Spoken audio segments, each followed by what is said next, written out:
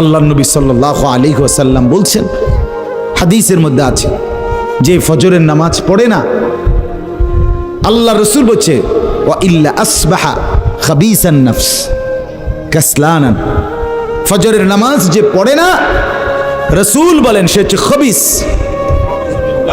খবিস, এটা খবিস তুই বেটা। এই তোমরা যারা ফজরের নামাজ পড়ো না, খবিস তুই বেটা, খবিস। পাউডার লাগায়, আবার পাউডার লাগাও কিত্তা, খবিস কোথাকার খবিস, আবার পাউডার লাগাও কিত্তা, ফেয়ার এন্ড লাভলি ডলও কিত্তা। কথা বলেন না কেন?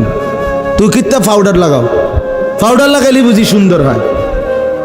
বেড়িয়ে দেখো না পাউডার লাগায়ও, এবুড়িয়ে লাগায় ঘন্টা দুয়েক পর আবার এবুড়িয়ে দুইয়া লাগ, এবুড়ি জান এটা ধোকা, ঠিক কিনা বলেন না? এটা যে ধোকা, নাহলে এবুড়ি ধোকা।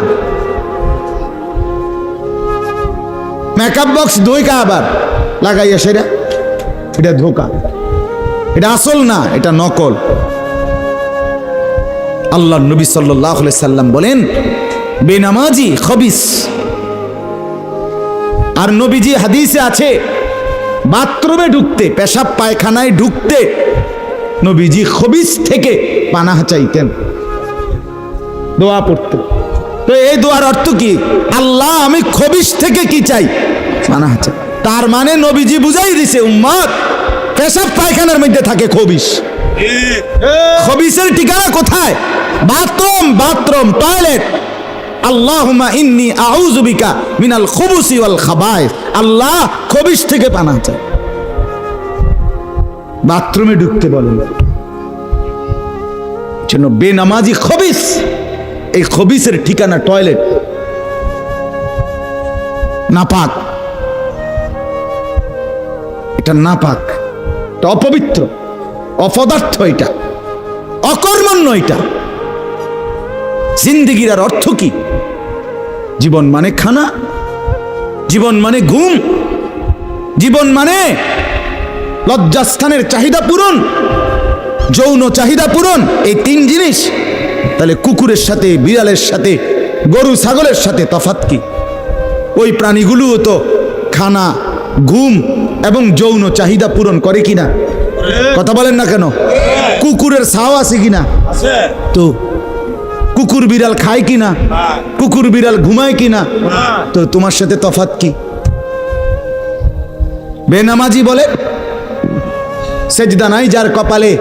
আমনের লগে জানোয়ারের পার্থক্য কোথায়? আমনে খারাইয়া কোনছে ভিডিও করুন, আমনে কোন? হ্যাঁ হ্যাঁ বলেন, এখন বলেন, আমরা শুনি, এনে 10 জনে বিচার করুক। পার্থক্য কোন? আপনার সাথে জানোয়ারের তফাৎ কি? ছেলেরা বলো বাবা, তোমরা যারা মাগরিবের নামাজ পড়ো নাই,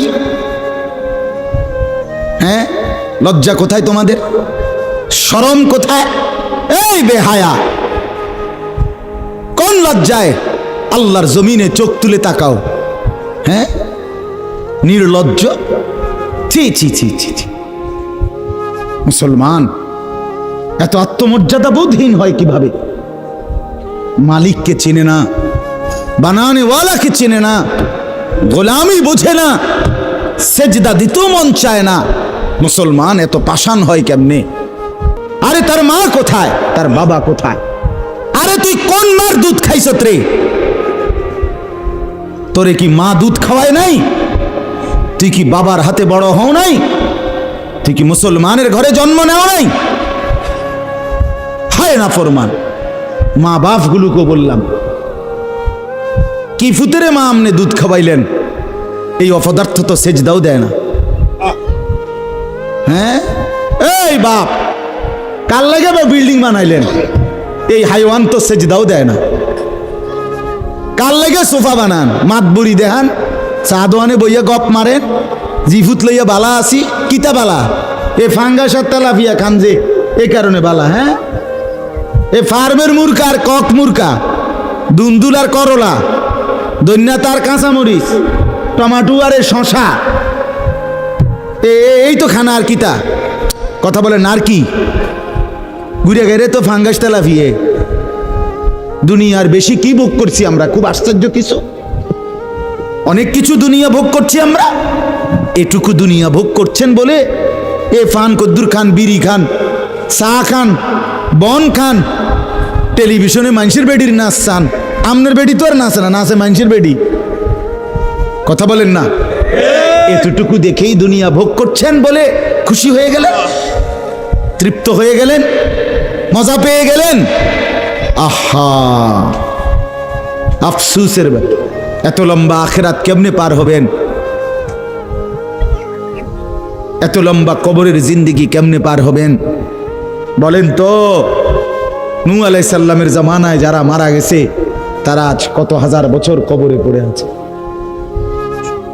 ইব্রাহিম আলাইহিস সালামের জামানায় যারা মারা গেছে তারা আজকে কতদিন কবরে পড়ে আছে। হ্যাঁ, আবু জাহেল আজকে কত বছর কবরে পড়ে আছে? 1450 বছর, আরো বেশি, 1450 বছর ধরে পড়ে আছে কবরে। এরপরে তো হাসরের মাঠ, এরপরে তো ফুলসেরাত, এরপরে তো জাহান্নাম, আর তো রইছে। তাহলে দুনিয়ায় থাকলি কতদিন, কবরে পড়ে রইলি কতদিন? আপনি বলেন। আবু জাহেল দুনিয়াতে ছিল 800 বছর, কথা কন না?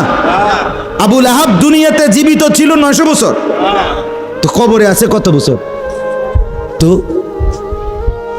বাঁচছে কয় বছর? নাহলে 60 বছর, নাহলে 70 বছর, ঠিক কি না বলেন? তাহলে দুনিয়ায় ছিলি কতদিন, কবরে আসত কতদিন? আচ্ছা, এই কথাই এখনই মনে হইল। হ্যাঁ, এরপরে তো সামনেরটি রয়েছেই মিয়া, এখনো তো কিয়ামত আসে নাই, এখনো তো ইসরাফিল ফু দেয় নাই। একবার ফু দিবে, সব কবরে যাবে, আবার ফু দিবে, হাসরের মাঠ কায়েম হবে। আবার হাসরের মাঠের একদিন, খোদার কসম এই কোরআনে আল্লাহ বলছে, হাসরের ময়দানের এখন একদিন, প্রতি একটা দিন কয় ঘন্টা? হাসরের একদিন আল্লাহ বলছে 50,000 বছর, 50,000 সানা, 50,000 বছর। হাসরের ময়দানের পুরা সময় না, একদিন, একদিন। পুরা হাসরের মাঠ কতদিন সেটা আল্লাহই জানে। প্রিয় বন্ধু আমার, নষ্ট হয়েন না। ছেলেরা আমার, বাপ, বরবাদ হইও না। মনে করো কেউ বলে নাই, তবুও নষ্ট করো না নিজেরে। বাবা বলে নাই, মা বলে নাই, সর্দারে বলে নাই, মাতবরে বলে নাই, গ্রামের মুরব্বীরা বলে নাই, কেউ তোমারে কিছু বলে নাই, তবুও তুমি নিজেরে নষ্ট করে দিও না। হযরত ইব্রাহিম আলাইহিস সালাম, পুরা কওম, আপন মা, আপন বাপ, সবাই মূর্তি পূজক, কেউ তো ওনাকে ইমানের দাওয়াত দেয় নাই, তবুও সেই ছোট্টবেলা থেকে তিনি ওইখানে থেকেই উনি খুঁজে নিছেন আল্লাহকে। কাকে খুঁজে নিছেন? আল্লাহকে খুঁজে নিছেন, আল্লাহকে তালাশ করে নিছেন। কওমের লোকেরা বলছে যে তারকা এটা রব। বলছে আচ্ছা ঠিক আছে, দেখি তো। কিছুক্ষণ পরে তারকা ডুবে গেছে। বলছে কই, রব আবার ডুবে কেমনে? পরের দিন এলাকার লোকরা বলছে চাঁদ, এটাই আমগো রব। বলছে আচ্ছা ঠিক আছে, মানে নিলাম, দেখি তো। ভোর হতে হতে দেখে চাঁদ নাই। কি ও রব যদি জায়গা, তো আমি বন্দা রইলাম, রব কো? বুঝছেন না কথা? এরপরে বলছে সূর্য, এটা বড় সড়ো মোড়া তাজা, এটাই রব। হ্যাঁ, ইব্রাহিম আলাইহিস সালাম বলছে আচ্ছা দেখি তো। সন্ধ্যা হয়েছে আর সূর্যও ডুবে গেছে। তো ইব্রাহিম আলাইহিস সালাম বলছে হায় আমার কওম, কি কও ইডি তোমরা? তোমার মাথা ঠিক আছে নি? রব কেমনে এর মোড়ে নামে? রব এমন হয় কেন? বানানেওয়ালা এত দুর্বল হবে কেন? তখন তিনি বলছে ইন্নী ওয়াজ্জাহতু ওয়াজহিয়া লিল্লাযী ফাতারাস সামাওয়াতি ওয়াল আরদা হানিফা ওয়া মা আনা মিনাল মুশরিকিন। যে না কওম শোনো, আমি তোমাদের বানানো কোনো দিকে ফিরব না, আমি ফিরছি, আমার চেহারা, আমার জিন্দেগি ফিরাইয়া দিলাম ওই সত্তার দিকে যিনি 7 আসমান ও জমিন পুরাটা বানাইছে। হানিফান, একনিষ্ঠভাবে আমি শুধু তার দিকে ফিরলাম। ওমা আনা মিনাল মুশরিকিন, আমি মুশরিকদের অন্তর্ভুক্ত নই, আমি আল্লাহকে ছাড়া কাউকে মানি না। হ্যাঁ, হযরত ইব্রাহিম আলাইহিস সালামের বাবা বলছে, পুত তোরে আমি তেজ্য পুত্র করে বাড়ি ছাড়া করে দেব। হযরত ইব্রাহিম আলাইহিস সালাম বলছে, আ'তাজিলুকুম ওমা তাদউনা মিন দুনিল্লাহ, আব্বা আমি আমনেরে ছেড়ে দিলাম, আমনে আমারে কিত্তে ছাড়বে? আমনে বাইত জায়গা দিতেন না, কিতে আমি আইলাম না আমনে বাইত।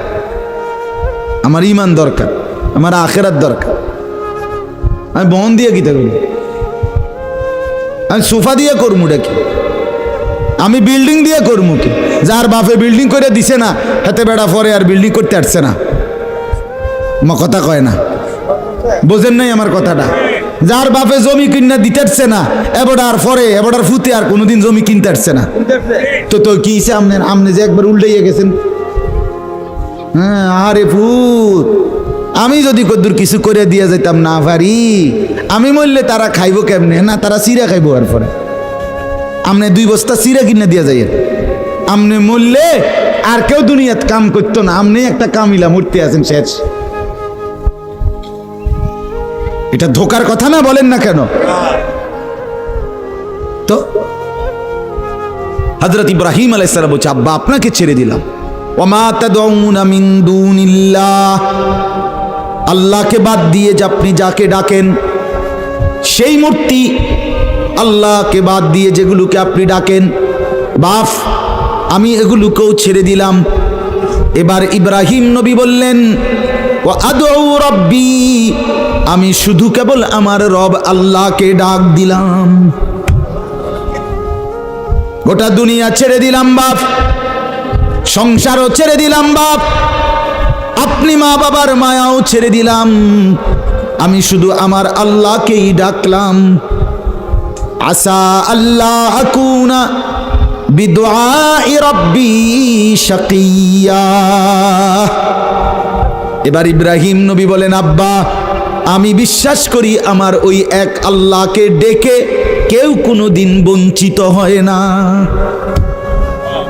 মখলুককে ডেকে হেরে যায়, নেতা ভুলে যায়, কর্মীও ভুলে যায়, মা বাপও অনেক সময় রাগ করে, মা বাপ অনেক সময় ভুলে যায়, সন্তানও মা বাপকে ভুলে যায়, সবখানে হইতে পারে এমন, কিন্তু আমার আল্লাহকে ডেকে কেউ এমন হয় না যে বঞ্চিত হয়। আল্লাহকে বান্দা যখন জমিন থেকে ডাক দেয় আল্লাহ রব্বুল আলামিন সাথে সাথে বলে লাব্বাইক ইয়া আবদি, আমার বান্দা আমি হাজির, বল না বান্দা কি দরকার। বান্দা আবার বলে আল্লাহ, আল্লাহ আবার বলে লাব্বাইক, আছি তো বলো না। বান্দা বলে সুবহানাল্লাহ, আল্লাহ বলে শুনছি তো বান্দা, বলো না কি চাও বান্দা। বান্দা আবার বলে আলহামদুলিল্লাহ, আল্লাহ বলে বলো না কি চাচ্ছ বলো। আল্লাহু আকবার, বলে আবারও বলছি কি চাচ্ছ বলো না, আমি তো শুনতেছি, আমি তো আছি বান্দা।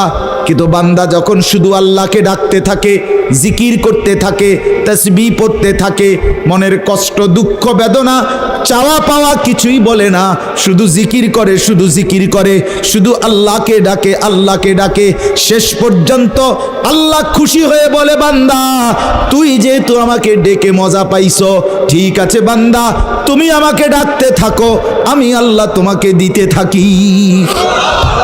কি লাগবে আমি তো জানি, তোর বিবি অসুস্থ আমি কি জানি না, তোর ছেলে বিদেশে অসুবিধায় আছে আমি কি জানি না, কথা বলেন, তোর যে শরীরের সমস্যা আমি কি এটা জানি না, আমি তো সব জানি, কোথায় তোর কোন মুসিবত। আল্লাহর আড়ালে কি কিছু হয়, আল্লাহর গোপনে কি কিছু হয়, তাইলে আল্লাহর ইচ্ছা ছাড়া কি কিছু হয়। এজন্য মোবাইলের কথা বলতে গিয়ে এতগুলোর কথা লম্বা বললাম। ছেলেদেরকে বললাম বাবা অনেক ছেলে বসছো, মাশাআল্লাহ, আল্লাহ খুব বরকত দান করে। আজকে মুসলমানের যুবক তোমাদের ফেরার অপেক্ষা ইসলাম। তোমরা যদি নামাজি না হও, চরিত্রবান না হও, জীবনটা যদি নারীর পিছনে আর ছবির পিছনে নর্তকীর পিছনে আর উলঙ্গ ছবির পিছনে, মদ জুয়া জিনা ব্যভিচারের পিছনে শেষ করে ফেলো। এই চোখের দৃষ্টি, এই নজর, এই চোখের দৃষ্টি, এটা যদি নষ্ট করে ফেলো গুনাহ দেখতে দেখতে, নাপাক ছবি দেখতে দেখতে, তো তোমরা নিজের জীবনই ভালো বাঁচবা কেমনে, ইসলামের জন্যই লড়বা কেমনে? আর মুসলমানের যুবক যদি হেরে যায়, মুসলমানের যুবক যদি পড়ে যায়, তো দিনের জন্য জানবাজি রাখবে কে? এই বুড়ারা, 60 বছর 70 বছরের বুড়া, এবারা আর দৌড়তে পারবো? এবারা দোয়া না করবো? কথা বলেন না কেন? মুরব্বীরা কি করবে? কলিজা ছিঁড়ে দোয়া করবে। অতএব আমি আপনাদের কাছে এতক্ষণের কথার মূল একটা উদ্দেশ্য, আমি দুইটা আয়াত পড়ছি, এই আয়াতের আঙ্গিকে কথাটা বলার জন্য বলছি। আজকে আমরা গুনার মধ্যে সবচেয়ে বেশি, বহুভাবেই আমাদের মধ্যে গুনাহ আছে, বাকি এই নজরের গুনাহ আমাদের সবচেয়ে বেশি। কিসের গুনাহ বলেন না? নজরের গুনাহ। আমাদের চোখ নিয়ন্ত্রণ হারা, বাঁধন হারা। আমাদের যুব সমাজ, ছেলে মেয়ে, তাদের পুরাটা চোখ তারা মোবাইলকে দিয়ে দিছে।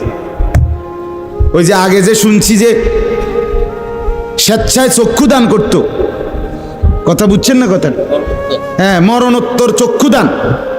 এই মরণোত্তর চক্ষুদান না, জীবিত চক্ষুদান। ওই দেখেন, ওই দেখেন ইয়া দেখো, ওই মোবাইল কার হাত, হাতে সাইজ হলো ট্যাবলেট সাইজ, তার থেকে তার মোবাইল বড়। যেই অপদার্থ তার হাতেই মোবাইল দিছে, ওই সবচেয়ে বড় অপদার্থ। ওইটা একেবারেই অপদার্থ। সে যদি ভাই হয় তো ভাই অপদার্থ, বাপ যদি হয় ওইটা অপদার্থ বাপ। এই সন্তান নষ্ট করার সবচেয়ে বড় দায়ী আপন গার্জিয়ান। মা বেডি 2 বছরের বাচ্চাটারে বড় মোবাইলটা দিয়ে দিছে, তুই টিপ এটা, তুই তাবু ডিস্টার্ব করিস না, আমি সাইজ দিয়ে আসি ড্রেসিং টেবিলে, এবুডি পাউডার ডলে, হেতে মোবাইল টিপ। কথা বুঝেন নাই? ও বেডি হিন্দি সিরিয়াল দেখে টেলিভিশনে, হ্যাঁ হিন্দি সিরিয়াল দেখে, ইন্ডিয়ান সিরিয়াল দেখে, কি দেখে? মনোযোগ দিয়ে দেখে। হিন্দি সিরিয়ালের সবগুলোর মূল বৈশিষ্ট্য হলো স্বামী স্ত্রীর ঝগড়া, শাশুড়ির থেকে জামাইরে কেমনে আলাদা করতে হবে, দেবর ননদের কেমনে স্বামীর থেকে বিচ্ছিন্ন করতে হবে, মানে সংসার কিভাবে তছনছ করবে, এটা হলো ওই বেঈমানদের সবচেয়ে বড় ষড়যন্ত্র। সবগুলোর বৈশিষ্ট্য এটা। মহিলারা এইটা দেখা বিবাহের পরে 6 মাসও একসাথে আর থাকতে চায় না। 6 মাসও না। বেডির সিদ্ধান্ত, মরি আর বাসি, তে বেড়ারে তার বাপ মার থেকে আলাদা করুন। জীবনের সাধনা এটা। হায় হায়, লানত, অভিশাপ ওই নারীর প্রতি, যে নারী তুমি বেটি তোমার একটু সুখের জন্য স্বামী বেচারাকে আলগা করে লাইলা। তুমি তো কিছুক্ষণের সুখ হয়তো পাইবা, কিন্তু এই স্বামী মা বাবার নাফরমানির কারণে এই ছেলেটা তারে তো চিরদিনের জন্য জাহান্নামী বানাই দিল। মা বাপ যদি কষ্ট পায়, আহাজারি করে, মা বাপের কলিজার মধ্যে যদি ব্যথা লাগে, তো এই সন্তান জাহান্নামী হবে না? বলে। এজন্য আমরা প্রত্যেকেই এই কথাটা বলতেছিলাম, আজকে আমাদের সবচেয়ে বড় গুনাহ আমাদের ছেলেদের, আমাদের মেয়েদের, আমাদের নারীদের, আমাদের পুরুষদের, আমাদের জওয়ান, আমাদের বুড়া, আমাদের যুবতী, আমাদের বৃদ্ধা, সবার একটাই বড় রোগ। আমরা চোখ অনিয়ন্ত্রিত। বুড়া মানুষও টেলিভিশন চায়, বুড়া চাচা বাঁকা হয়ে গেছে, কাশে বেরামে ধরে গেছে, কিন্তু এবার টেলিভিশন সাউন্ড, বেডির সাউন্ড, চা দোকানে নাচ গান দেখার অভ্যাস ছোটে নাই। এমন অভ্যাস আছে কিনা বলেন না? যার নাই হেবড়া রাগ না হইলেই ভালো। আর যে বেটা রাগ হইলে, আপনার অভ্যাস থাকলে, আপনার রাগ হইলেই কি আর আসলেই কি। অতএব নজর নিয়ন্ত্রণ করা চাই, নজর হেফাজত করা চাই, নজর সুন্দর করা চাই। অতএব আমার বাপ, আমি আপনাদের কাছে কোরআনুল কারীমের এই দুইটা আয়াতের তরজমা শুনাইতে চাই। এটা পুরুষদের জন্য, নারীদের জন্য, উভয়টা। একজন মুসলিম পুরুষ, তার ব্যাপারেও আল্লাহর হুকুম, একজন মুসলিম নারী, তার ব্যাপারেও আল্লাহর হুকুম। উভয়কে আল্লাহ তাআলা বলছে চরিত্রের হেফাজতের জন্য সবচেয়ে প্রথম শর্ত, 1 নাম্বার দৃষ্টি হেফাজত। কোনো মানুষের চরিত্র সুন্দর কিনা এটার প্রমাণ তার নজর ঠিক কিনা। আমরা ওই কথা শুদ্ধ কয়, ফ্যান ফিনছে, শার্ট গাও দিছে, স্প্রে লাগাইছে, কথাবার্তা এমনি কুমাইয়া কয় জি জি জি আঙ্কেল কেমন আছেন, ভালো আছেন, এ আর মাশাআল্লাহ দেখছুনি ও ভদ্র ভদ্র বাইয়া পড়তে আছে একবারে বড়। না না না না, 1 নাম্বার পবিত্রতা, সুন্দর, উত্তম আখলাক, সৎ চরিত্রবানের 1 নাম্বার বৈশিষ্ট্য হলো যে যার চক্ষু নিরাপদ, যে চোখ নিরাপদ রাখে। 1 নাম্বার এটা আল্লাহ তাআলা বলেন। আর চূড়ান্ত হলো যে নিজের লজ্জাস্থান হেফাজত করে। এই 2 দিকের বেড়া, মাঝখান দিয়ে এর ভিতরে যা আছে সবগুলো এতে নিয়ন্ত্রিত হবে। যে নিজের চোখকে হেফাজত করে, নামাইয়া রাখে, ভিন নারী, হ্যাঁ, যেই দৃশ্য দেখা, যেই ছবি, যেই নাচ গান, অশ্লীল দৃশ্য, হ্যাঁ, উলঙ্গ ছবি, বেপর্দা নারী, ভিন নারী, যাকে দেখার আমার কাছে অনুমতি নাই, আল্লাহ অনুমতি দেন নাই, তার থেকে নজর যে নামিয়ে রাখে এবং নিজের লজ্জাস্থান যে হেফাজত করে, আল্লাহ কোরআনে বলছে যালিকা আজকা লাহুম, এটাই হচ্ছে সর্বশ্রেষ্ঠ পবিত্রতা। এটাই হলো সর্বশ্রেষ্ঠ, কি বলেন না, পবিত্র, সেই বড় পবিত্র। এবার এই শুদ্ধ কথা কোক আর সিটেঙ্গা কথা কোক, কথা নোয়াখাইল্লা হোক আর সিলিটটা হোক, এটা দেখার বিষয় না। দেখার বিষয় হলো তার নজর, দৃষ্টি এটা নিচের দিকে কিনা, আর লজ্জাস্থান হেফাজত কিনা। এই দেখেন আল্লাহ কি বলে শুনেন। 18 নম্বর পারা 24 নম্বর সূরা, সূরায়ে নূর, এই সূরার 30 নম্বর আয়াত। আল্লাহ তাআলা বলেন, কুল, হে নবী আপনি বলুন, লিল মুমিনিন, সমস্ত মুমিন পুরুষদেরকে, মানে এই হুকুম কার্যকর শুরু হবে যেই ছেলেটা সাবালক হইছে, যেই মেয়েটা সাবালক হইছে, ওই দিন থেকে 100 কার্যকর। কোন ছেলের উপরে যেদিন গোসল ফরজ হয়েছে, প্রথম যেদিন তার বীর্যপাত হয়েছে, সেদিন থেকেই সে সাবালক, প্রাপ্তবয়স্ক, সেদিন থেকেই সে যুবক, সেদিন থেকে ইসলাম মানা পুরাটা 100 তার উপরে ফরজে আইন। ওই দিন থেকে তার 1 মিনিট 1 সেকেন্ড হিসাবের বাহিরে হবে না। প্রতি সেকেন্ড নিঃশ্বাসের জন্য তাকে মৃত্যু পর্যন্ত, মানে বালেগ হওয়ার দিন থেকে মৃত্যু পর্যন্ত যে হায়াত পাইছে, যে দূর আল্লাহর কাছে হিসাব দিতে হবে তদ্দূর। রাতের হিসাব, দিনের হিসাব, হাঁটলে, বসলে, উঠলে, খাইলে, ঘুমাইলে, এমনকি নিঃশ্বাসের হিসাবও খোদার কসম আল্লাহর কাছে দিতে হবে। কোন মেয়ে যেদিন তার প্রথম মাসিক শুরু হয়েছে 13-14 বছর বয়সে, সেদিন থেকে সে প্রাপ্তবয়স্কা, সাবালিকা, সে যুবতী। অতএব সেদিন থেকে মৃত্যু পর্যন্ত তার হায়াত যতদিন পাইছে, একদিনের ভালো মন্দ, জায়েজ না জায়েজ, হালাল হারাম, বৈধ অবৈধ, সব কিছুর হিসাব সে আল্লাহর কাছে দিতে হবে। কথা বুঝলেন কিনা আপনি? হ্যাঁ, এটা জরুরি, এটা জরুরি।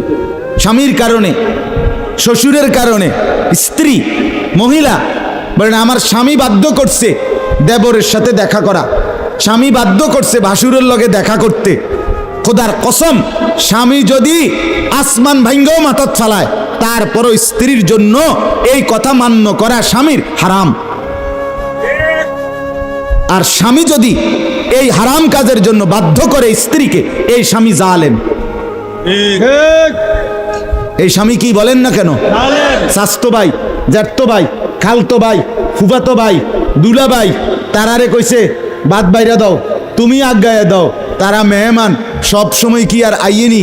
হ্যাঁ, যেই স্বামী বলে, যেই শ্বশুর বলে, এই উভয়টাই জালেম, নিকৃষ্ট পাপী, সীমা লঙ্ঘনকারী, সীমা লঙ্ঘনকারী, কোনো সন্দেহ নেই, কোনো সন্দেহ।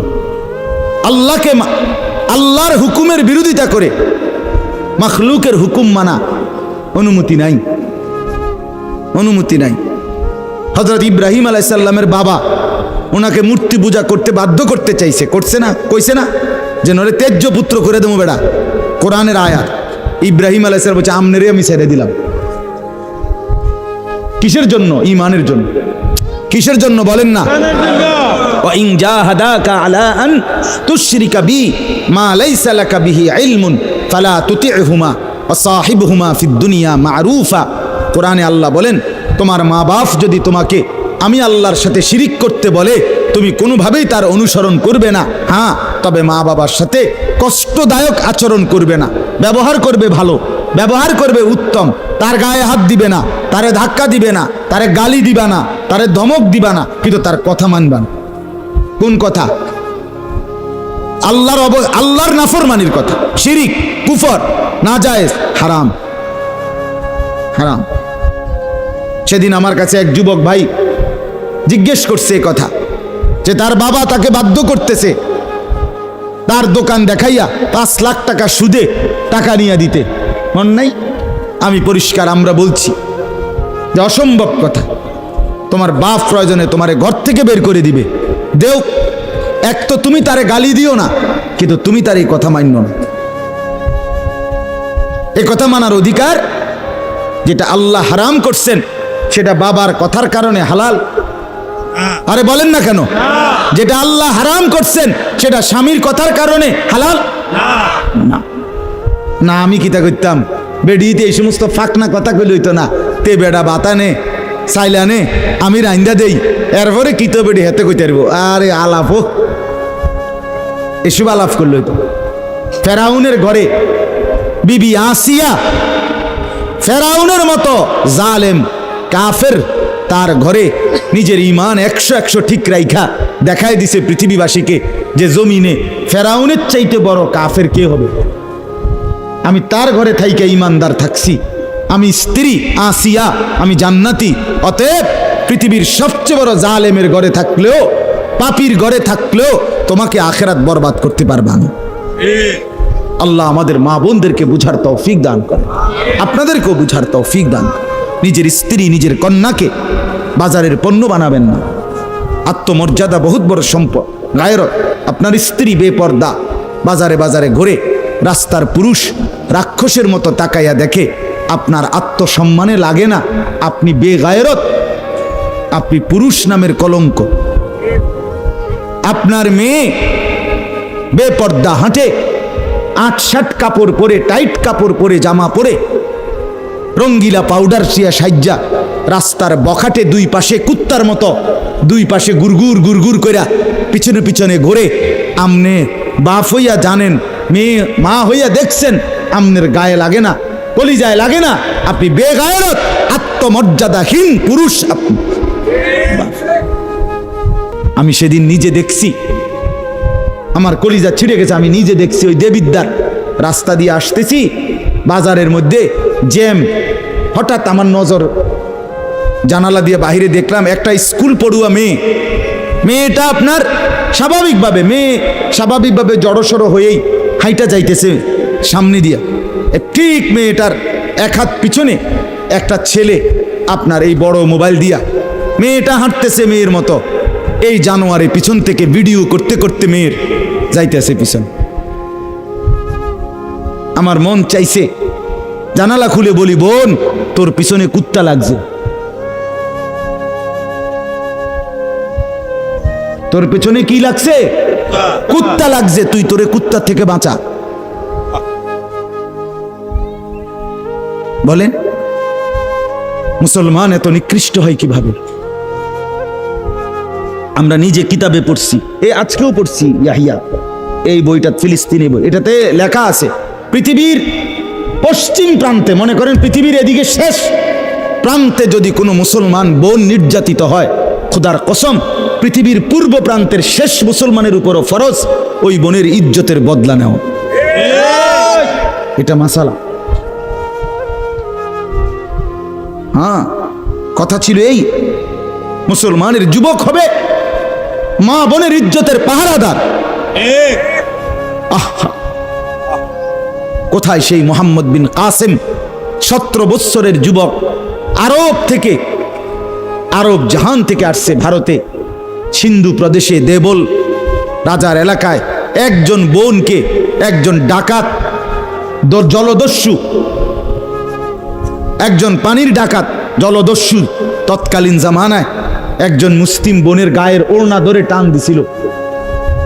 তখন ওই বোন চিঠি পাঠাইছিল হাজ্জাজ ইবনে ইউসুফের কাছে আরব দেশে, হাজ্জাজ তুমি বেঁচে থাকতে তোমার মুসলিম বোনের গায়ের ওড়না ধরে টান দিছে বেঈমান কাফের, তুমি এর বদলা নিবা কিনা আমি শুনতে চাই। হাজ্জাজ ইবনে ইউসুফ, আমরা কিতাবে পড়ছি, এরকম চেয়ার ছেড়ে লাফ দিয়া দাঁড়াইয়া চিৎকার দিয়া বলছে, বোন আমার, গোটা আরবের সমস্ত মুসলমান যুবক প্রয়োজনে জান দিবে, আরবের সমস্ত যুবকের কলিজা যাবে, জান দেবে, শাহাদাত বরণ করবে প্রয়োজনে, তবু আমি তোমার এই বেইজ্জতির বদলা নেব। 3 বার সেনাবাহিনী পাঠাইছে সে, 3 বার, প্রথম 2 বার পরাজিত হয়েছে মুসলিম বাহিনী, তৃতীয়বারে নিজের একমাত্র মেয়ের জামাই মোহাম্মদ ইবনে কাসেম রাহমাতুল্লাহ আলাইহি, এই উনারে দিয়া এরপরে এই সিন্ধু দেবল রাজাকে পরাজিত করে ওই বোনকে জেলখানা থেকে উদ্ধার করছে এবং এই হিন্দু রাজার এলাকায় কালেমার পতাকা উড়াইয়া দিছে। হ্যাঁ, সেখান থেকেই এই ভারতীয় উপমহাদেশে মুসলমানদের যাত্রা, ইসলামের সূচনা। এক বোনের ইজ্জতের জন্য ধর্ষিতা হয় নাই, কাপড় টান দিছে কেন? খলিফা মুতাসিম বিল্লাহ, এক ইহুদি, খলিফা মুতাসিম বিল্লাহ মুসলমানদের একজন খলিফার নাম উমাইয়া খলিফা, ওনার আমলে একজন মহিলা ইহুদিদের এলাকায় গেছিল, বাজারে পর্দানসীন বোরখাওয়ালা নারী, ওই ইহুদি, দুষ্ট এক ইহুদি ওই মহিলার পিছন দিক দিয়া, বোরকার পিছনে কৌশলে পিছন দিক দিয়া গোপনে এমন এক রশি টান দিস বাঁধছে, রশি বাঁধ দেওয়ার কারণে মহিলা যখন সামনের দিকে আগাইছে তখন এই রশির টান লাগাতে মহিলার বোরকা উঠে গেছে উপরের দিকে সামান্য, উনি পড়ে গেছে। এই মহিলা ওই বাজারে চিৎকার দিয়া বলছে, ওয়া মুতাসিমা, হায় মুতাসিম তুমি কই, তোমার মুসলিম বোনকে বেইজ্জতি করছে। সাথে সাথে খলিফা মুতাসিম বিল্লাহ পুরা বাহিনী নিয়ে আইসা ওই ইহুদি অঞ্চল পুরা জ্বালায় ফেলছে। কথা ছিল এই, বা কথা ছিল এই, রক্ত আর আমাদের গায়রত আর আমাদের হারিয়ে ফেলেছি। পরের মেয়ে দেখতে দেখতে, পরের নারী দেখতে দেখতে, টেলিভিশন দেখতে দেখতে, নিজের বিবি বাচ্চারও লাগাই দিছেন, নিজের ঘরে টেলিভিশন চাইতো, নিজেও বইয়া বইয়া চা দোয়ানে বেড়ি চান, টেলিভিশন চান, ফুতেও সারা রাত সারা দিন সমবয়সী ফুলানের লগে হাইটটা মোবাইলে ছবি চায়, তো সমাজ গড়বে কে? পরিবার নিরাপদ থাকবে কেমনে? কথা বলেন না কেন? বুড়ারাও চা দোয়ানে, বেড়ি তো ঘরের টেলিভিশনে, ফুলাফাইনে মোবাইলের আড্ডায়, তো মানুষ চরিত্রবান হবে কিভাবে? কমপক্ষে মুরব্বিগত লজ্জাবোধ থাকা উচিত। আমার এটা মাথাতে ধরে না, মানে দাড়িওয়ালা 60 বছরের বুড়া বেড়া কেমনে বেড়িয়ে চায় চা দোয়ানে বই? আমার একারে বহুদিন ভাই, আমি এটা অনেকদিন চিন্তা করে চাইছি, এটার কারণটা কি? আরে এরকম বুড়া বেড়া কিনলেকে বেড়িয়ে চাইবে? আমনের কি জীবনটা আজ এতটা বছর পরেও এখনো আমনের আখেরাতের কথা মনে পড়ে নাই? আরে কি ডাকাইতো আমনে মরতেন না? আয় হায় হায়, আল্লাহ, একটা সমাজের মধ্যে কিছু মানুষ তো থাকা উচিত। আরে বলেন না, 2, 4, 10, 50 জন মানুষ তো একটা সমাজে থাকা উচিত, যারা সবাইকে চরিত্রের কথা আখলাকের কথা, নামাজের কথা, আল্লাহর কথা, পরকালের কথা বলবে, এটা কি উচিত না? কথা বলেন, উচিত না? কিছু মানুষ উচিত না। কই মানুষগুলো কই বলেন না চাচা, ওই মানুষগুলো কই? চেয়ারম্যান ভাই বলেন, কই মানুষগুলো কই? আচ্ছা চেয়ারম্যান আপনি কোন ভাই, আমি তো এতক্ষণ খেয়াল করি নাই। আরিফ ভাই আমাদেরও খুব কলিজার টুকরা, মহব্বতের আমার। তো আপনি বলেন, একজন চেয়ারম্যানকে বলতে বলেন মাইক দিয়ে, এখন এক সপ্তাহ এক মাসে এই নারী গঠিত কেলেঙ্কারির কি পরিমাণ বিচার তারা করতে হবে? আমি অসংখ্য চেয়ারম্যানের সাথে কথা বলছি, প্রায় বলে হুজুর সমাজটা খাইয়া লাইছে একদম। এই যে বলতেছে এটাই বেশি। চরিত্রহীনতার সয়লাভ। আহারে নারী, বেচারা স্বামী 16 বৎসর বিদেশ করছে, হায় রে কলজা ফাটা তার কষ্ট। কি পরিমাণ রোদ্রে টাকা রোজগার করছে, কয়টা টাকা। আমি তো সৌদি আরবে যে কয়বার আল্লাহ নেওয়ার তৌফিক দিছে, হজ উমরায় গেছি অন্য কোনো কারণে না, প্রতিবারই দেখছি বাফ আহারে প্রবাসীদের কষ্ট কাকে বলে। প্রখর রোদ। এই শুধু তর্জমাটা শোনেন, 5 মিনিটে শেষ হয়ে যাবে তর্জমা। আল্লাহ তাআলা বলেন, কুল্লিল মুমিনিনা, হে নবী আপনি মুমিন পুরুষদেরকে বলেন। তাহলে পুরুষ বলতে কি বুঝাইছি বুঝছেন তো এটা নাকি? যেদিন থেকে সাবালক, আর মহিলা যেদিন থেকে তার মাসিক শুরু হয় প্রথম, সেদিন থেকে নারী।